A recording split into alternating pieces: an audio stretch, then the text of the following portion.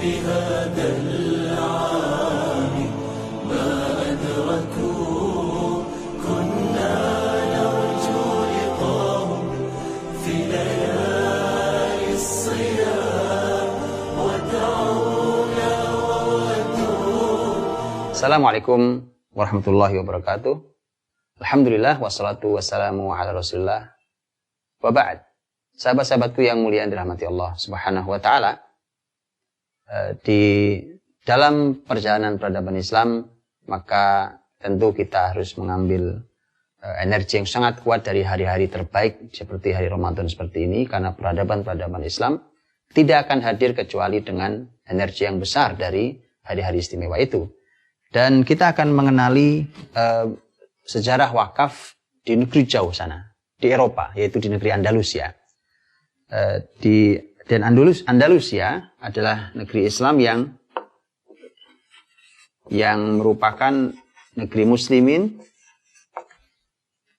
Selama 8 abad lamanya muslimin ada di negeri Andalusia.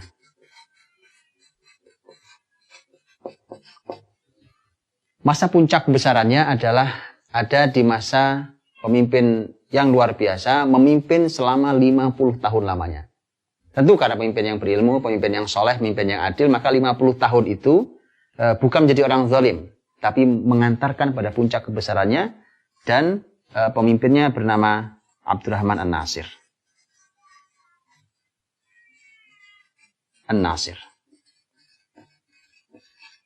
Memimpin dari tahun 300 sampai 350 Hijriah.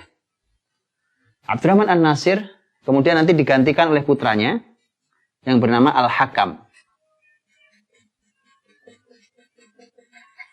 Sejarah mencatat bahwa di masa Al-Hakam inilah terjadi perkembangan wakaf yang luar biasa sampai menjadi disebut-sebut sebagai wakaf paling besar di Andalusia ada di masa Al-Hakam putranya Abdurrahman An-Nasir. Jadi ini ayah dan anak yang sangat luar biasa, rahimahumullah.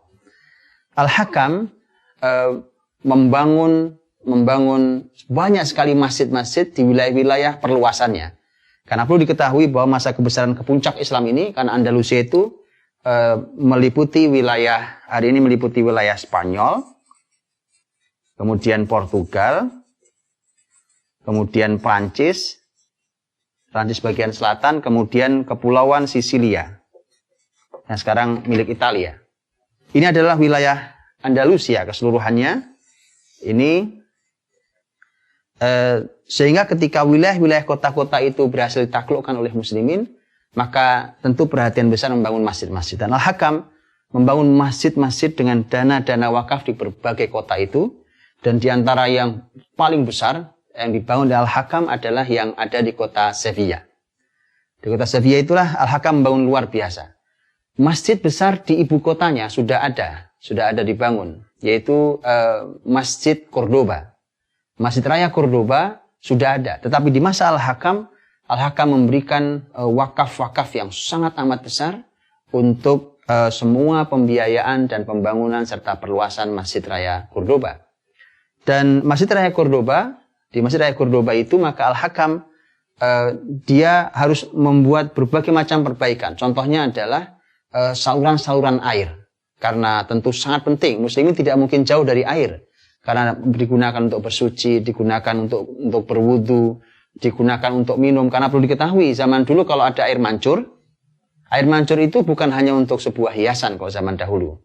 Tapi air mancur itu digunakan jadi air mancur itu bisa untuk hiasan, keindahan, bisa digunakan untuk mengairi tanaman, bisa digunakan untuk berwudu, bahkan bisa langsung diminum.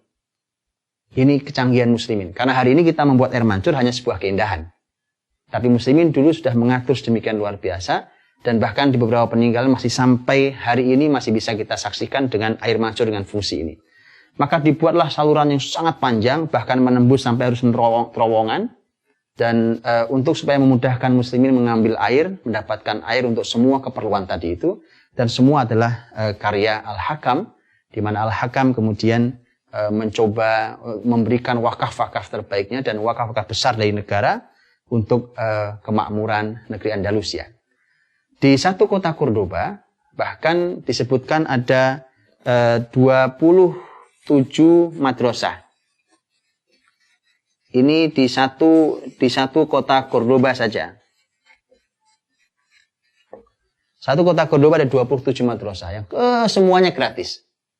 Jadi ini dari mulai kutab, sekolah anak-anak, TK, SD, sampai kampus, universitas, semuanya gratis. Di satu kota Cordoba itu ada 27 madrasah.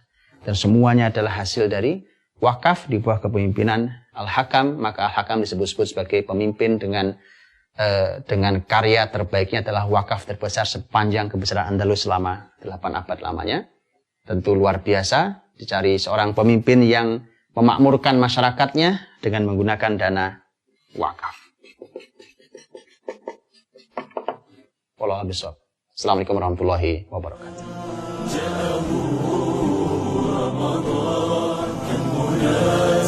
بهذا